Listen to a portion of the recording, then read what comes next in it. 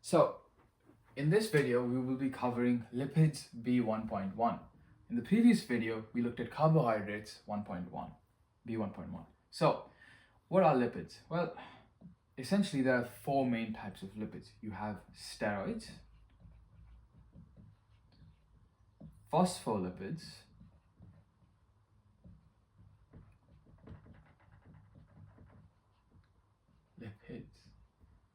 triglycerides,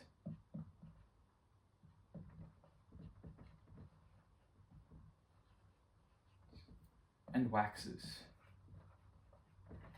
Now, we'll be focusing on in this segment on phospholipids and triglycerides.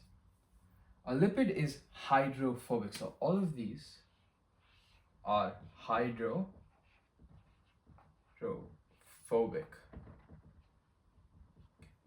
as in they repel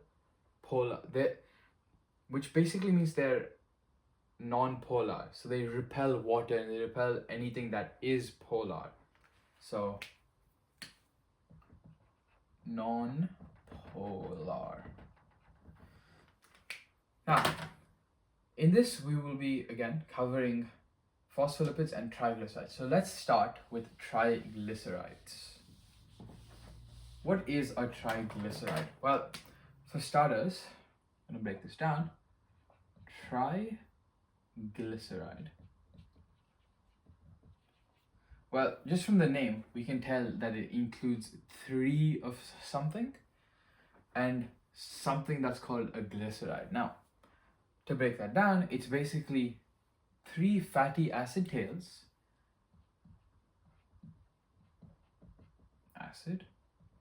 and one singular glycerol. Now, from this we can understand that, From this we can understand a triglyceride is comprised of these four components. So let's erase this and actually draw out the structure of a triglyceride. As we learned previously, a carbon can hold four bonds. So carbon, carbon, carbon. Between them, that's one bond.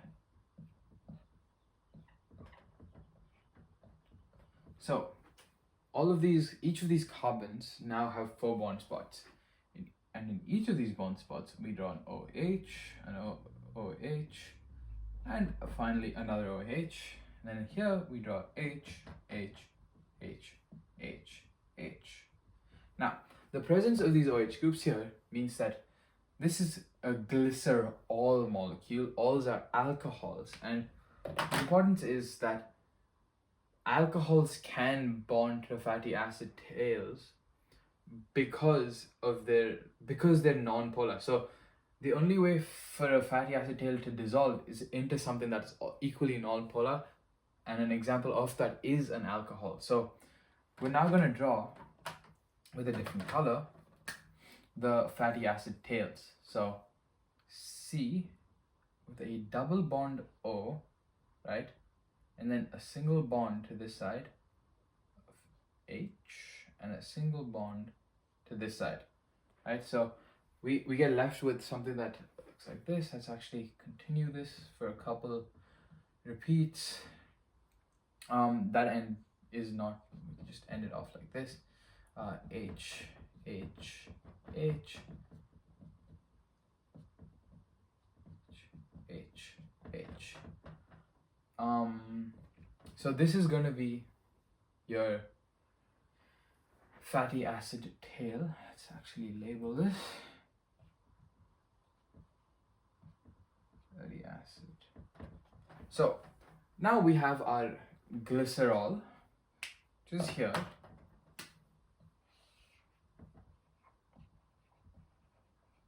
And we have our fatty acid. There should be three repeats, but I'm not going to draw that just for the sake of time.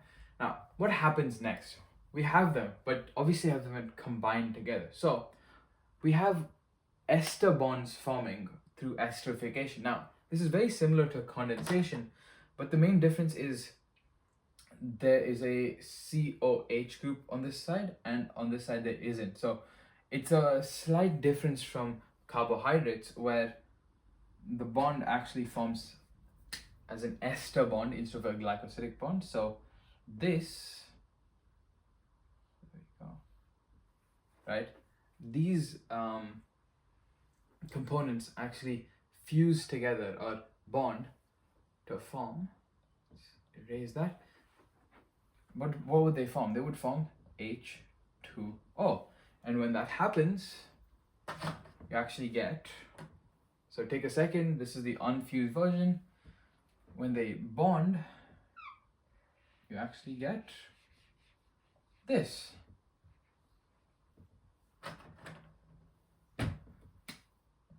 This long bond is an ester.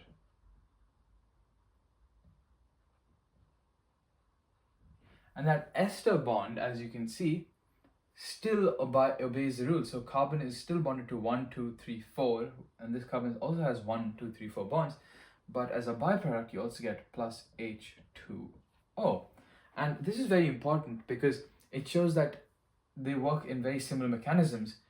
And since removing water from this bond allows you to form this triglyceride, adding water would naturally allow you to break that bond through hydrolysis and get your constituent products as they once were. Now, this is a triglyceride, and to represent that, just to condense it down, it would be something that looks like this. So you'd have your, if you were just drawing it really simply, it would look like that. And these would be your Fa, fatty acids, and this would be your glycerol. So this is what you would have as a triglyceride, and that previous thing was just the completely elongated version of it. Now, we're gonna move on to phospholipids. So what is a phospholipid? Well,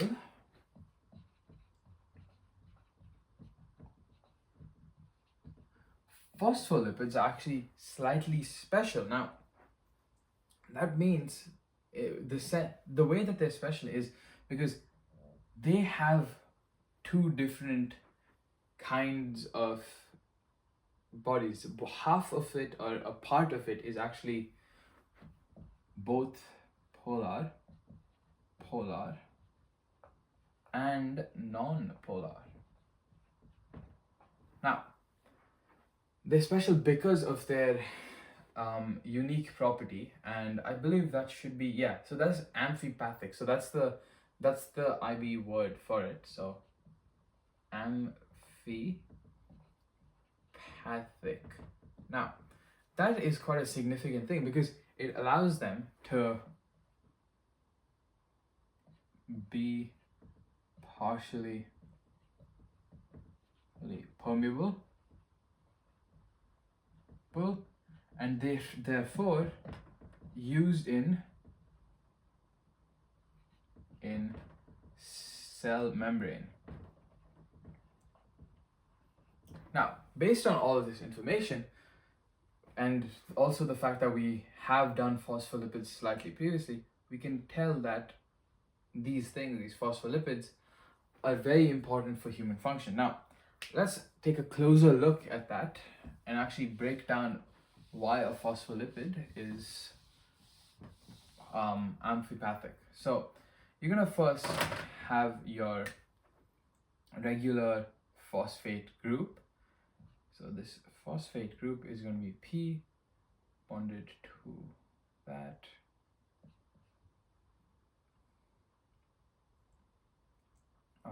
This is going to be an oxygen, an oxygen, and another oxygen. And then this is going to be bonded to an R group.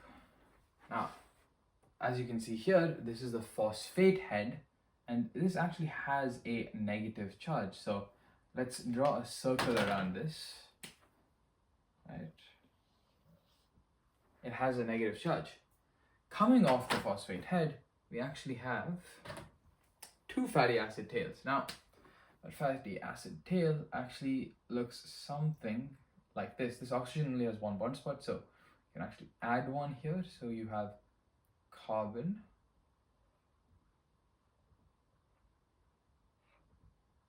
carbon, and then let's check if this is correct. Yeah, so the carbons, as I said previously, so this is hydrogen here, hydrogen here, and hydrogen here. But over here, it's actually slightly different because the carbon tails continue elongating downwards. So there's a one, two.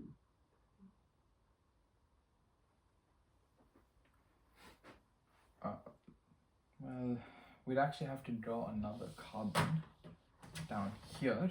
So carbon here, H, H. So if we look through this, we can actually tell that each individual atom here has, this has two carbons, this has two carbons, but this is the actual part we're focusing on. This head is charged. Down here, we're gonna have the oxygen. It's going to be bonded to oxygen, and it's actually going to have ester bonds, and it's going to bond like we saw previously with carbon. There we go. Carbon bonds to oxygen, oxygen, and finally we're going to have our tails. So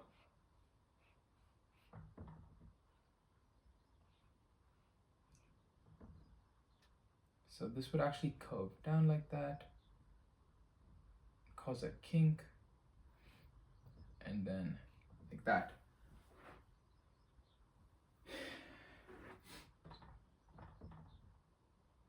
There we go. Now, this is the full structure of a phospholipid. Now, the condensed structure would actually just look somewhat like this and like this, right?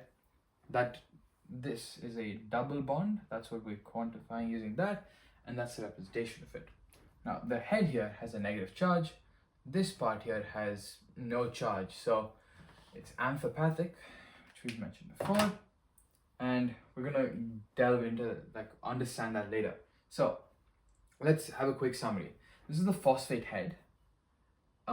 Phosphate can have more than 4 bonds, unlike carbon. So it has 1, 2, 3, 4 bonds plus another one at oxygen, which is the 5th.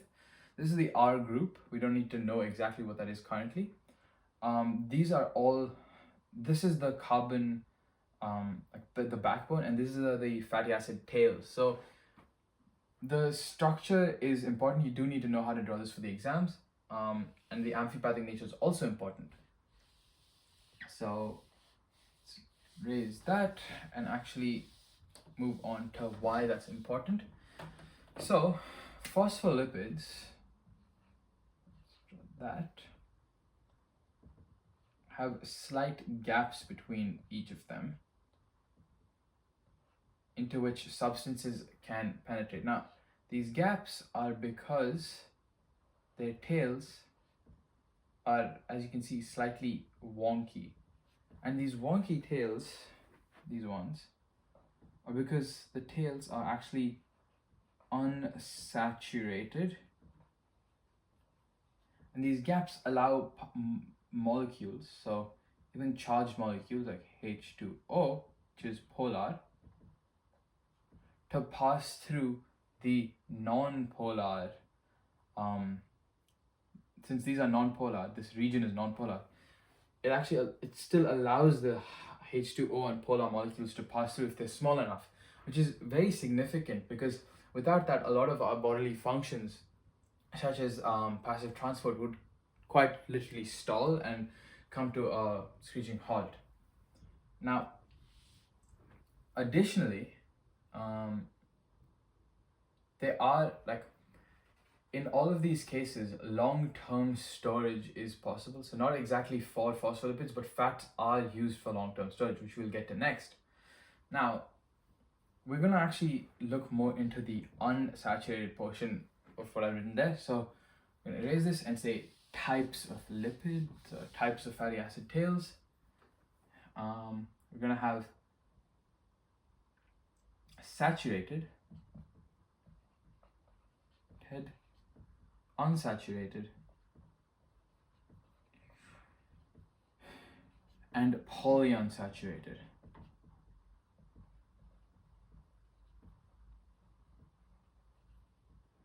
Now, what do all these odd-looking words mean? Well, simply put, this is just the number or the type of bonds that occur within the fatty acid tails. So, saturated basically means that there's only single bond. So, we're going to say this is a carbon here, this is another carbon here. Both of them are only bonded by a single bond, which means if you think about it, over a period of time, the tail would look like this, right? So relatively kind of straight. But say we add in another kind of bond, say we add in another bond, which is unsaturated. So we have this, and then we have a second bond between carbons. So that's a carbon and that's a carbon. We're actually going to get something that looks like this, right?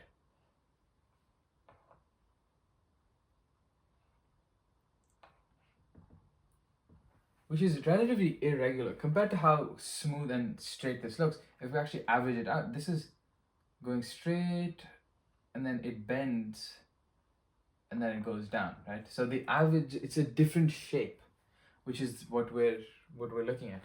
Finally, we have polyunsaturated fats, which are like this. So you get your double bond, but N. So we have multiple double bonds, and that results in something that looks a bit like this.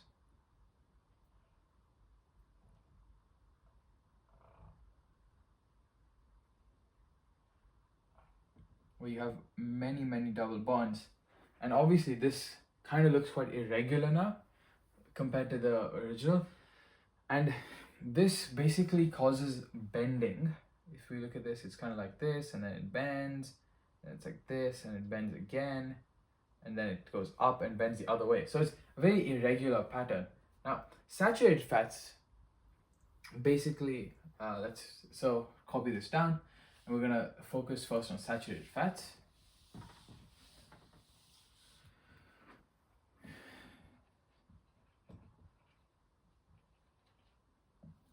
Have the highest energy content. Why is that? It's because all 4 of the carbon bond spots are occupied. So the amount of energy that it's holding, so say it's bonded to a carbon here and a hydrogen here, a hydrogen here, and a hydrogen here, and that carbon is bonded to hydrogen, hydrogen, hydrogen. There's a lot of bonds, lots of individual little bonds that you can break, right? All of these bonds are energy, they are stored energy.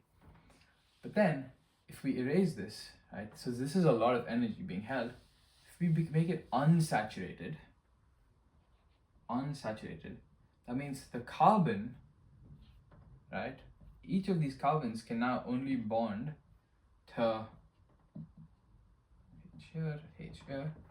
They have far fewer bonds. There's only 1, 2, 3, 4, 5, 6, as opposed to the original 6 plus 1 plus 3 plus 1 plus 3 more. So then the total number of bonds has actually gone down by 1, and that's significant because there's actually less energy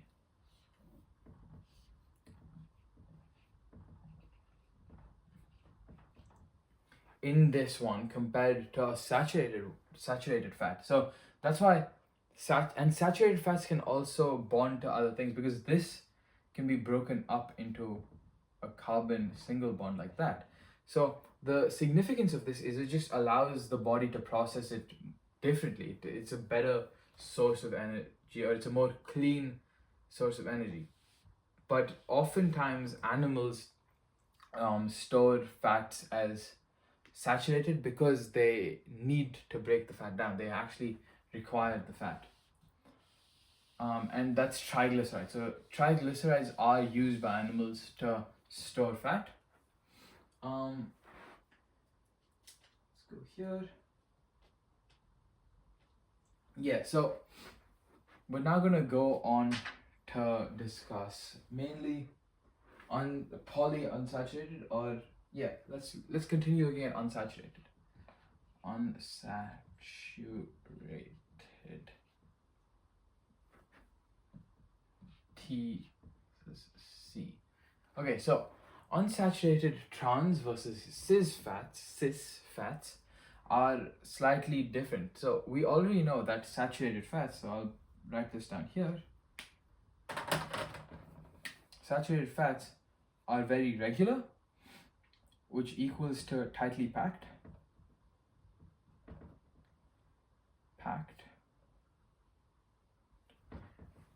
And single bonds, so they can store a lot of energy.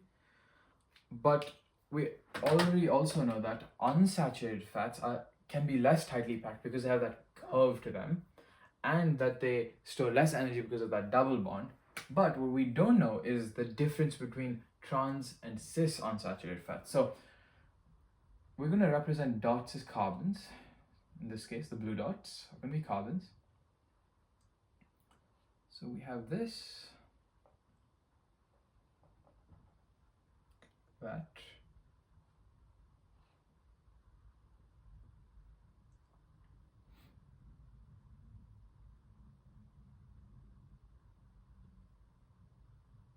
and then continued on like that.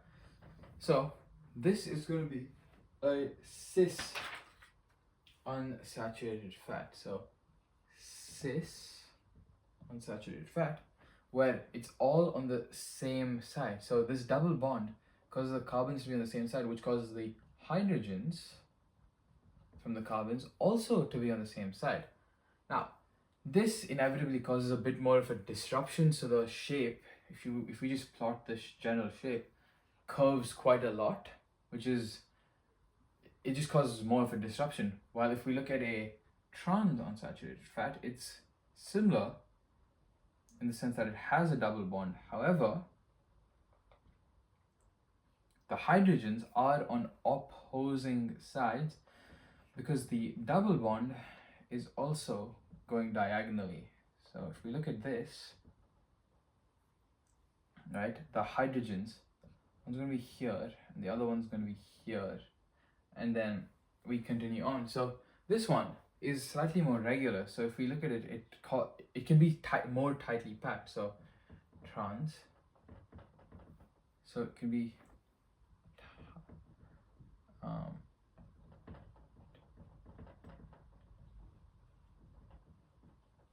to cis. So this is the most bent, or the most hard to pack into a tight space, which means this is going to have the lowest energy density, while this, which is a saturated fat, is going to have the highest energy density, and trans unsaturated fats are going to be somewhere in the middle.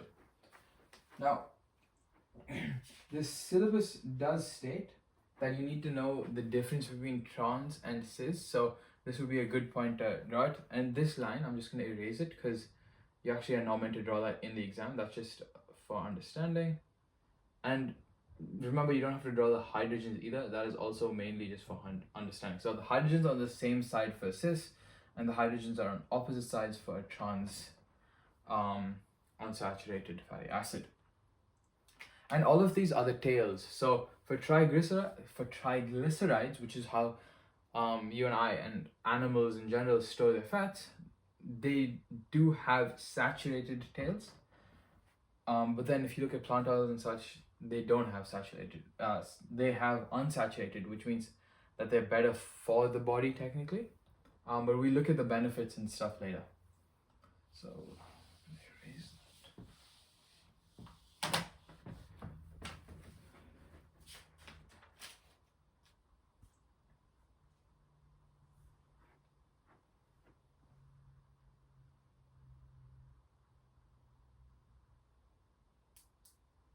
So finally, we're going to actually look at the chemical definition. So unsaturated groups. Now this is important because it's the main like requirement. So in an unsaturated fat, we are going to have a methyl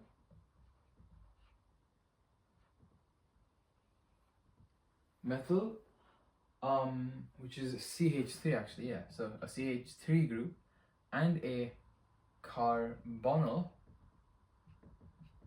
group which is a COOH group, right? And that's because you're gonna have your hydrogens here, while you also have your carbon with a double bond to oxygen here, a single bond to hydrogen here, and another bond to oxygen here, because this actually continues the chain. Oh, sorry, that's wrong. Yeah, like that. Because this actually continues the chain, so you can bond to another carbon and so on and so on, and this again continues bonds to a carbon, so on. So these are the required groups within every single unsaturated fatty acid. So that ends phospholipids and triglycerides. We're gonna next move on to steroids and waxes.